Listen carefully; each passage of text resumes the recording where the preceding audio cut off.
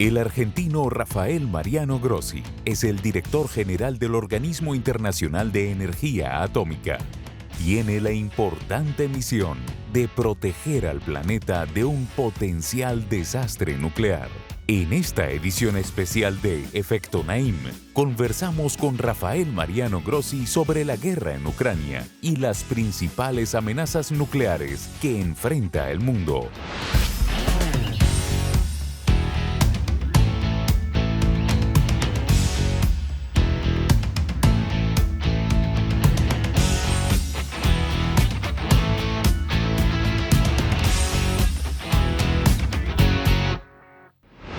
Bienvenidos, soy Moisés Naim desde Washington. Encantado de estar de nuevo con ustedes.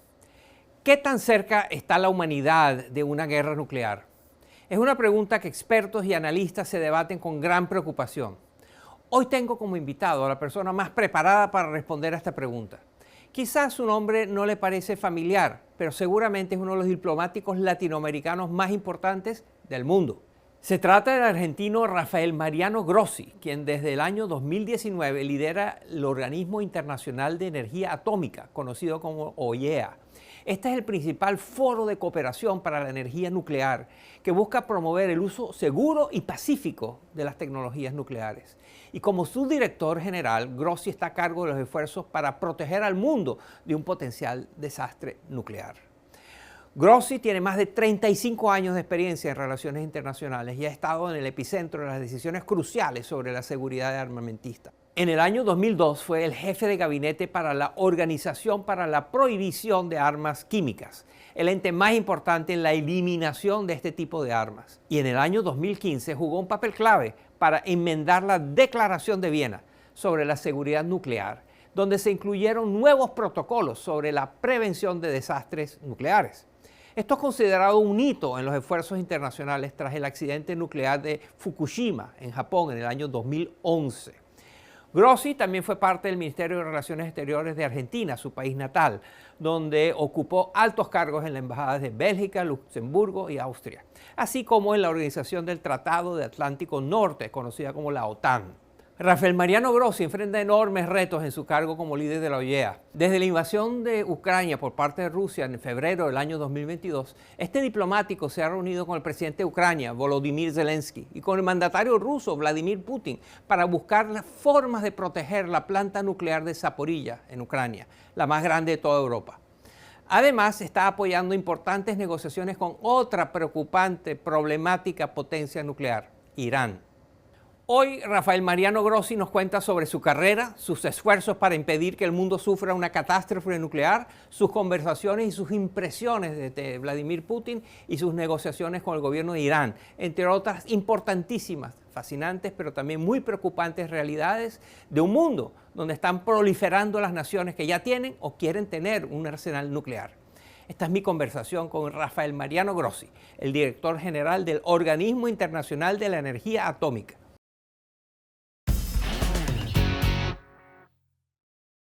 Bienvenido al programa, Rafael Mariano Grossi. Un placer, Moisés, estar contigo hoy. Recientemente usted visitó Ucrania. Fue para investigar la planta nuclear Zaporilla, que actualmente está controlada por las fuerzas rusas, tiene operadores ucranianos y hay constantes batallas alrededor de esto. Usted ha dicho que hay un alto riesgo de un accidente nuclear si no se controla esta situación. Explíquenos. Con relación al accidente, lo que puede suceder aquí es que esta planta nuclear, como decía, está ubicada en la zona de combate, en la zona de guerra. Yo tuve que ir allí, cuando yo fui allí, pasé la línea del frente, inclusive mi convoy fue atacado. Entonces, lo que puede suceder ahí son dos cosas. La primera es que haya un ataque deliberado sobre los reactores, que es quizá menos probable porque los reactores nucleares, tú sabes, son muy robustos, de modo que habría que bombardear de una manera muy sostenida, con artillería de altísimo calibre, para llegar al núcleo del reactor y tocar al material nuclear para que haya diseminación de radioactividad en el ambiente. Pero existen también otros puntos en la central, por ejemplo, depósitos de combustible, y ahí hemos tenido ya ocasiones en las cuales ha habido ataques e impactos de proyectiles muy cerca de esos combustibles almacenados. Y otra hipótesis es la posibilidad de la interrupción de las fuentes de electricidad a la central, que eso es muy importante explicarlo a la audiencia, porque una central nuclear que produce energía a la vez la necesita para su refrigeración. Los reactores nucleares están a muchos cientos de grados de temperatura, el material nuclear está ahí adentro y por lo tanto tienen un sistema permanente de refrigeración. Si se pierde esa refrigeración, uno puede llegar a una situación de derretimiento del núcleo que sucedió, por ejemplo, en Fukushima. Lo que ha venido sucediendo es que en el transcurso de la guerra, de manera deliberada o no, no sabemos, se han atacado en distintas, reiteradas, repetidas ocasiones las fuentes, las líneas de aprovisionamiento eléctrico de la central, generando situaciones de completo blackout o completa falta de energía de la planta, en cuyo momento la misma siguió operando, pero funcionando a través de generadores de emergencia. Realmente es una situación absurda y de un enorme riesgo. ¿Y qué está haciendo usted al respecto? Bueno, para esto lo que hemos hecho es, en primer lugar, hemos instalado un grupo de inspectores del OIEA que están allí permanentemente informando sobre la situación para que nosotros como organismo y la comunidad internacional, a través nuestro, tenga información fidedigna de lo que está sucediendo. Esto es por un lado. Y por otro lado, estoy negociando la posibilidad de establecer una especie de zona de protección para que la planta no sea blanco de ataques de esta naturaleza. Y esto me ha llevado a intensas negociaciones con el presidente Putin, con el presidente Volodymyr Zelensky, y en paralelo estamos protegiendo las otras instalaciones nucleares que existen en Ucrania. Tú sabes que Ucrania es un país con una gran impronta de energía nuclear, la mitad, más o menos, de la energía de ese país es de origen nuclear. Usted se ha reunido varias veces con Vladimir Putin. ¿Usted ve a Putin dispuesto a negociar un acuerdo de paz con Ucrania? Ese no es mi mandato y en eso no tengo opinión porque no he conversado con él sobre eso. De lo que sí he conversado es sobre los riesgos nucleares. Y él, lo que me ha dicho es que reconoce la necesidad de evitar un accidente nuclear y también ha dicho que está dispuesto a trabajar conmigo, a trabajar con el OIEA para tratar de delinear los contornos de un acuerdo que fuera posible. Y este mismo tipo de conversación, por supuesto, lo mantengo con el presidente Zelensky, porque no olvidemos que acá se trata de una central ucraniana. Yo lo que le dije respetuosamente al presidente Putin es que el OIEA no puede reconocer la apropiación de la central nuclear, no podemos reconocer la modificación de las fronteras estatales por la fuerza. De modo tal que para mí sigue siendo una central nuclear ucraniana y por lo tanto mi negociador natural es Ucrania. Por supuesto, tengo que hablar con Rusia y por supuesto con el presidente Putin, porque es quien está en control de este lugar en este momento. Creo que vamos avanzando, creo que hay un reconocimiento que independientemente de los objetivos militares que unos y otros puedan tener, el ataque a una central nuclear, un accidente nuclear, añadiría un factor trágico a un conflicto que ya lo es. Otro peligro en este conflicto es que actores no estatales, individuos, grupos, carteles criminales consigan acceso a material nuclear y puedan crear armas radiológicas, lo que se conoce como una dirty bomb, una bomba sucia. ¿Qué es una bomba sucia? ¿Qué es una dirty bomb? No es una bomba nuclear, no es un arma nuclear, es un arma convencional que en su ojiva tiene material nuclear para que en el momento del impacto se produzca una dispersión radiológica. Por lo tanto, no es un arma nuclear, pero es un arma que de gran pánico y que genera, por supuesto, en la población muchísimo temor por la posibilidad de contaminación a gran escala. También hay un posible tercer escenario que causa gran preocupación, que es la posibilidad que Rusia utilice su arsenal nuclear en este conflicto. ¿Qué tan probable es que esto suceda a su juicio? Con relación a evidentemente el OIEA es poco lo que puede hacer. Nosotros lo que consideramos es que esta hipótesis es poco probable en la medida en que la utilización del arma nuclear por parte de los países que la tienen que son los 5 miembros permanentes del Consejo de Seguridad, y algunos otros más que no han firmado el Tratado de No Proliferación Nuclear, obedece a ciertos criterios, a ciertos parámetros. Generalmente, por ejemplo, el hecho de ser uno mismo atacado con armas nucleares, o el hecho de la existencia misma del Estado verse amenazada por alguna razón. No pareciera que en este conflicto, dadas las características que tiene, un Estado que no está dotado de armas nucleares como Ucrania pudiese poner a Rusia, que sí las tiene, en esta situación. Yo lo considero menos probable que los otros 2 escenarios que acabo de describir. Habrá cada vez más países con armas nucleares. Al regresar de la pausa, Rafael Mariano Grossi nos responde.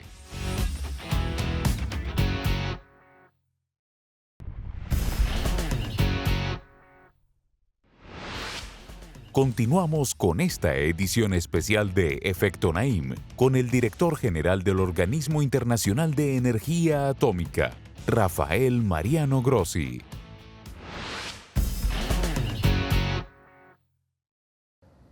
En el año 2015, Irán firmó un pacto con Estados Unidos, China, Francia, Rusia, el Reino Unido y Alemania, que establecía una serie de controles sobre el programa nuclear de Irán. Luego, en el año 2018, el entonces presidente Donald Trump retiró unilateralmente a Estados Unidos de ese acuerdo, lo cual llevó a que Irán haya aumentado sus violaciones de las estipulaciones del acuerdo. ¿Qué está haciendo usted y el organismo que usted lidera para preservar ese acuerdo o generar otro que impida que Irán sea una potencia nuclear? El OIEA es el inspector, es el garante. El acuerdo es entre ellos y el OIEA es el garante, quien inspecciona que este acuerdo se cumpla. Entonces, nosotros somos, como diría, un invitado lateral. En el momento en que el presidente Trump decidió abandonar este acuerdo, Irán evidentemente empezó a tomar medidas de retaliación, de respuesta, y fue abandonando una tras otra las obligaciones y los compromisos de control que tenía. Y hoy por hoy, Irán tiene un programa nuclear que está lanzado de una manera muy ambiciosa, diría, enriqueciendo uranio al 60%. Tú sabes que para hacer un arma nuclear hace falta enriquecerlo al 90%, o sea que es una cuestión de gradación. Están avanzando en forma realmente muy decidida y han reducido la visibilidad que tenía el OIEA. Desconectaron 27 cámaras que tenía yo ahí instaladas, el organismo, ahí instaladas. O sea que estamos en una vía muy peligrosa, en el cual ambas partes están tirando de la cuerda muchísimo y esperemos que no se rompa. Yo desde el OIEA estoy ofreciendo, como es mi deber, como es en el caso de Ucrania, vías de negociación, vías de entendimiento para lograr preservar este acuerdo o, más allá de este acuerdo, algún acuerdo que permita que el programa nuclear de Irán esté controlado, inspeccionado de una manera proporcional a la importancia de este programa nuclear.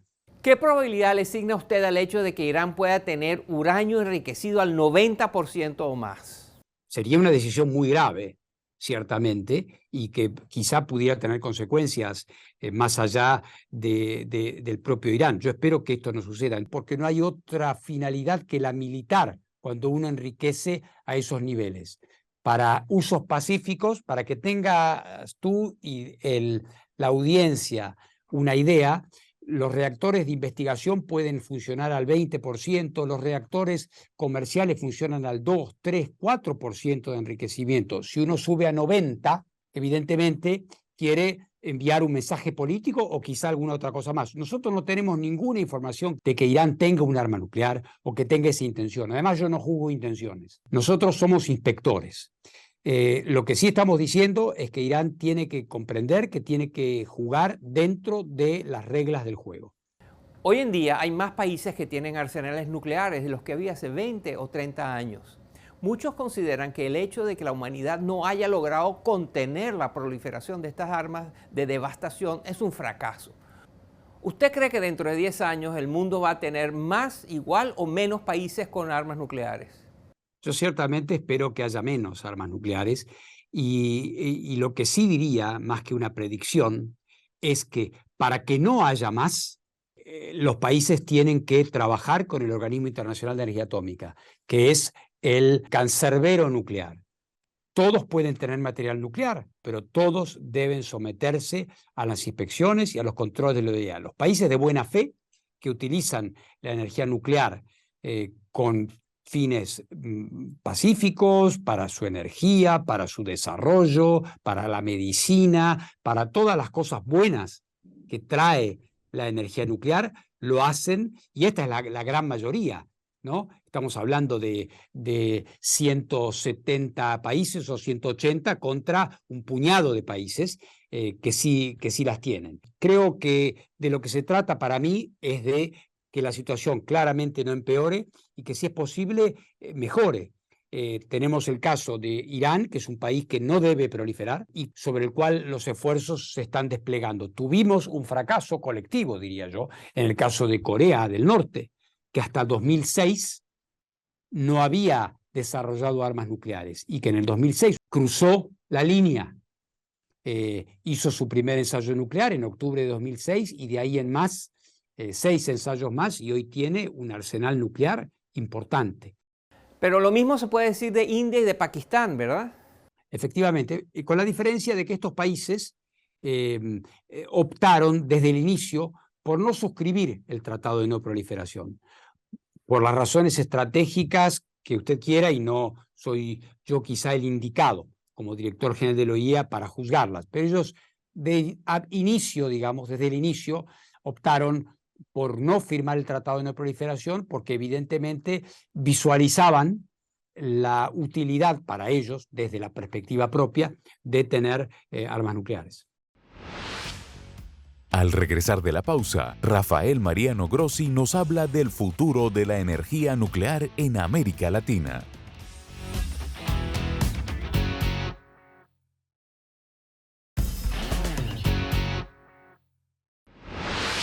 Esta es una edición especial de Efecto Naim, con el destacado diplomático argentino, Rafael Mariano Grossi.